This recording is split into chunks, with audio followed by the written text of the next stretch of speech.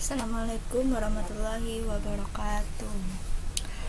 Untuk pertemuan hari ini kita akan membahas tentang energi. Apa sih yang kalian ketahui tentang energi itu?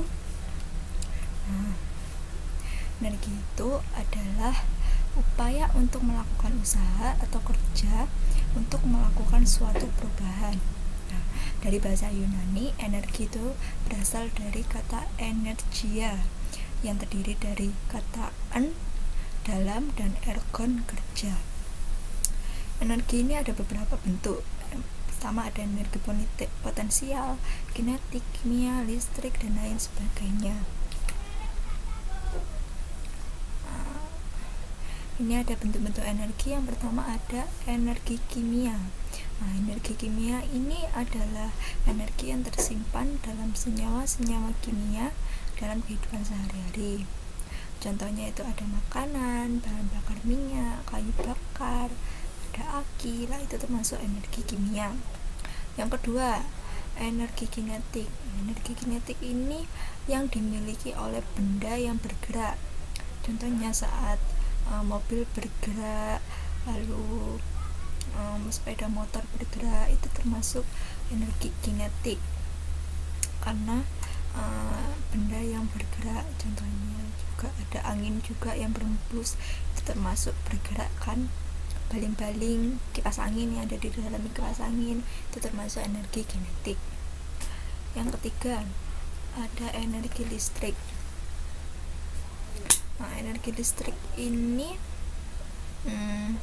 adalah perpindahan muatan listrik. Jadi listrik itu adalah muatan-muatan yang berpindah.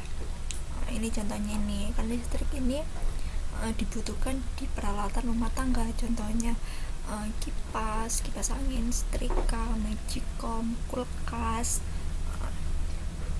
Itu contoh perpindahan muatan listrik itu ke peralatan rumah tangga. Yang keempat ada energi kalor.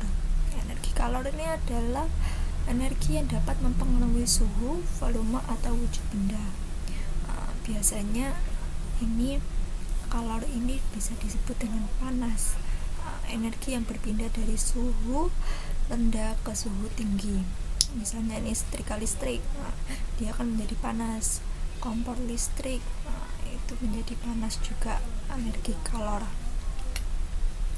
Yang kelima ada energi cahaya. Energi cahaya ini satu-satunya energi cahaya itu bersumber dari sinar matahari. Sinar matahari itu yang alami.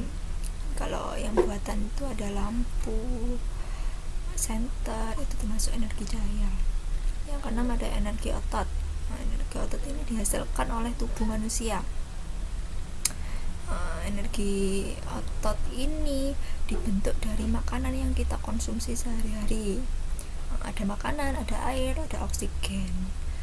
Otot ini supaya apa? Supaya kita lebih kuat, supaya kita bisa mengangkat beban, bisa berlari, kita bisa melakukan apa saja itu dengan energi otot yang kita hasilkan dari makanan yang kita makan. Yang ketujuh ada energi bunyi. Energi bunyi ini adalah energi yang dihasilkan oleh getaran benda. Bunyi itu kan termasuk dari getaran benda yang menghasilkan bunyi. Contohnya ada bel listrik, bunyi orang berbicara, dan bunyi alat-alat musik. Itu bunyi itu dihasilkan dari getaran-getaran benda.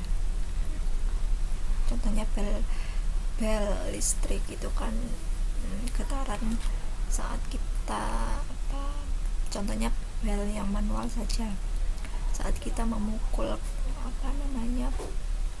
besi itu kan menimbulkan getaran pada besi yang kita pukul. Itu menyebabkan adanya bunyi itu terjadi. Yang ke-8 ada energi nuklir. Energi nuklir ini terjadi karena adanya reaksi fisika dalam atom dan unsur radioaktif. Ini contohnya di sini ada uranium. Yang 9 ada energi biogas. Energi biogas ini berasal dari kotoran. Bisa kotoran hewan ini hewan ternak ini ada sapi, ada kerbau, ada kambing kan, ini biasanya digunakan untuk pengganti minyak gas ya. Nah, yang ada lagi contohnya itu gas metana. Gas metana ini dihasilkan dari kotoran ternak itu tadi. Nah, jika gas itu sudah jadi, dinamakan gas metana. Nah, 10 ada energi potensial. Energi potensial ini adalah energi yang dimiliki benda karena letak atau kedudukannya. Jadi contohnya ini buah mangga, di bawahnya air terjun. Nah, supaya gampang diingat, energi potensial ini selalu berhubungan dengan tinggi. Nah, contohnya tadi kan buah mangga di bawahnya kan memiliki tinggi, air terjun juga memiliki tinggi. Itu contoh dari energi potensial suatu benda yang memiliki ketinggian. Itu contohnya energi potensial. Lalu sumber energi ya. Sumber energi ini ada dua, ada yang terbarukan, ada yang tidak terbarukan. Yang terbarukan ini bisa diperbarui, atau jika habis kita bisa memperbaruinya. Tapi jika energi yang tak terbarukan ini, jika dia habis ya sudah habis, tidak bisa diperbarui lagi. Ini contoh energi tak terbarukan. Ini contohnya ini gas alam atau minyak bumi, batu bara. Nah, itu termasuk sumber energi tak terbarukan. Jadi kalau mereka habis itu tidak bisa diperbarui lagi, karena batu bara, gas alam, dan minyak bumi ini merupakan fosil dari tumbuhan dan hewan yang sudah bertahun-tahun atau jutaan tahun itu berada di bumi, yang sudah lapuk. Jadi jika mereka habis, maka butuh jutaan tahun lagi untuk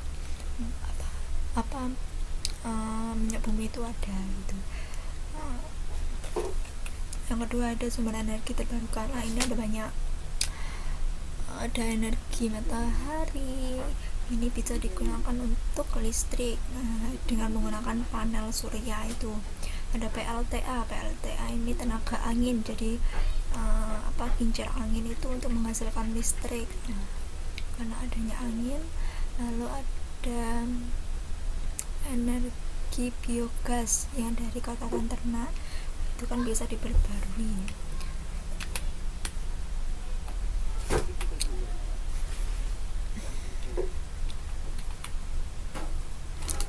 Oke, sekian untuk pertemuan hari ini. Kurang lebihnya mohon maaf. Wassalamualaikum warahmatullahi wabarakatuh.